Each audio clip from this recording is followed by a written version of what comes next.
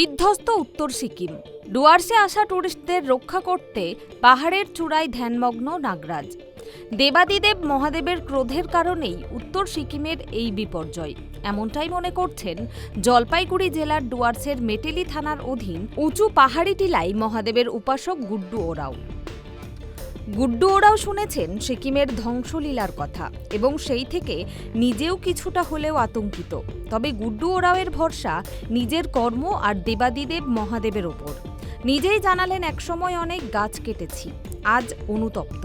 সেই কারণেই দীর্ঘ 7.5 বছর ধরে তিলে তিলে এই পাহাড়ি টিলায় তৈরি করেছি বাগান। স্থাপিত হয়েছে মহাদেব সহ নাগরাজ। 2016 से 1 तारीख जनवरी महीना से स्टार्ट किया है। ये आप लोग खुद अपना मेहनत करके बनाते हैं? हाँ, हम लोग ये थोड़ा थोड़ा सुबह शाम मेहनत करके करता है। अच्छा, ये जो मंदिर क्या मंदिर है? ये नागराज शिव मंदिर, नागराज कौन सा जगह है ये नागेश्वरी राम ढेलवा लाइन, अच्छा, कौन सा थाना पड़ता है? मेटली थाना। मेटली थाना। तो इतना सुंदर एक जगह में जो मंदिर है, बाहर का आदमी भी आता है यहाँ? हाँ, घूमने के लिए आता है। इस 2 दिन में कोई अच्छा आदमी ऐसा कोई आया था यहाँ, सुना है? हाँ, वो बंगला का हीरो देव, वो बंगला हीरो देव आया था, वो शूटिंग करके गया यहाँ पे। ये मंदिर में शूटिंग भी हुआ? हाँ, शूटिंग भी हुआ। পর্যটকদের কাছে এখনও অপরিচিত রুট হলেও মেটেলি থানা থেকে মাত্র 10 মিনিটের পথ এই নাগরাজ মন্দিরে পৌঁছানোর।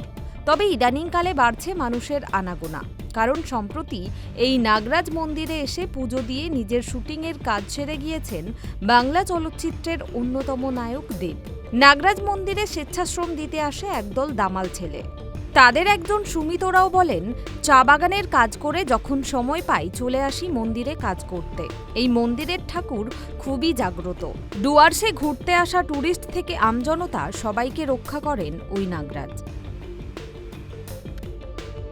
নাগেশ্বরী টেম্পল বা নাগেশ্বরী মন্দির স্থানীয় যুবকরা নিজেদের মজদুরি দিয়ে, নিজেদের শ্রম দিয়ে তৈরি করেছে এই প্রাকৃতিক সৌন্দর্যে ভরা মন্দিরটি। তাদের কোনো স্বার্থ নেই, তাদের একটি স্বার্থ, পর্যটক, দেশি বিদেশি পর্যটকরা আসুক, তাদের এই মন্দির দর্শন করুক, তাদের মনে শান্তি হোক, এটাই তাদের একমাত্র লক্ষ্য। আমরা এই মুহূর্তে দাঁড়িয়েছিলাম নাগেশ্বরী মন্দির, মেটেলি থেকে মাত্র কয়েক মিনিটের পথ, জলপাইগুড়ি জেলায়।